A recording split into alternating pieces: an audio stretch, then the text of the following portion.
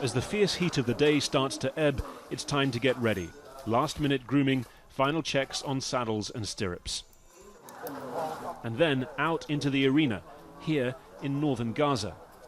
Given the territory's recent history of conflict, blockade and economic crisis, it's perhaps a surprise to find young people here competing in what, around the world, is viewed as an elitist sport. Ahmed Al-Azazi is aiming himself to be an elite show jumper. Taking advantage of the recent opening of Gaza's southern crossing with Egypt, he travelled to Jordan and then Germany, excelling in 2 five-nation tournaments.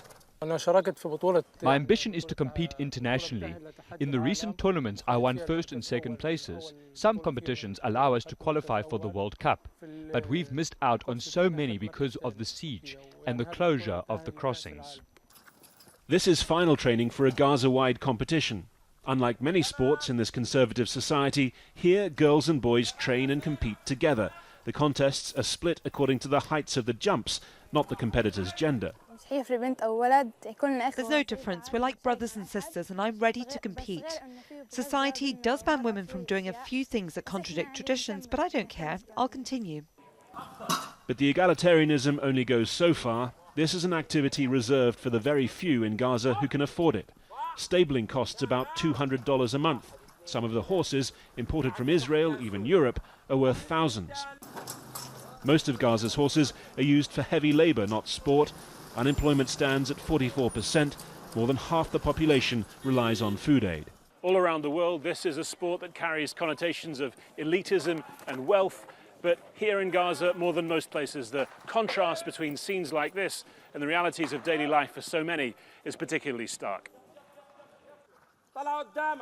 Trainer Ahmed Ramzi says working with horses helps children who, no matter their relative wealth, have had childhoods marred by conflict and siege. But he says the costs are becoming harder to sustain.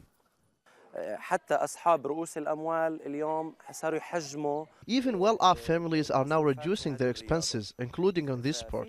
Many will send their son to get trained, but when they reach a certain level with competition and fees and so on, then they stop. A few days later and it's competition time.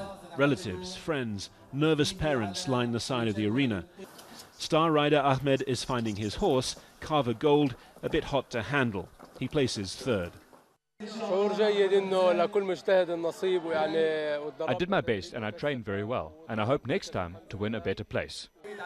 It's the kind of attitude required of young athletes around the world, but perhaps especially of those growing up in Gaza. Harry Fawcett, Al Jazeera, Gaza.